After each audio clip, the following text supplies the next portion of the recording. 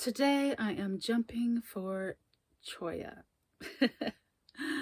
Actually, I was told these are jumping Cholla and they're not. I guess they don't have enough testosterone for that, but actually I'm excited about this plant. They are, I found out they were used as a food source from the Tohono O'odham natives of the Arizona, northern Mexico area. And sorry if I said that name wrong.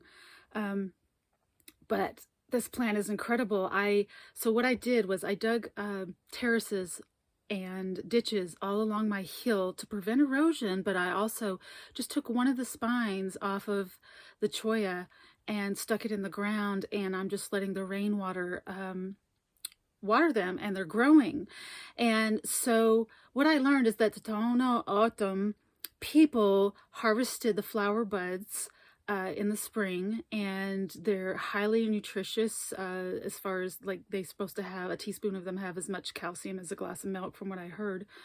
And they were like, you clean off the spines and then you boil them and then dehydrate them and store them, and you have this vegetable. So I'm thinking this is awesome because I can have vegetables growing all over my mountain that I do nothing, like absolutely nothing, except the initial dig the swale, which is a ditch, or build the terrace. And the reason I do that is so that it collects way more water and it grows more lush and faster.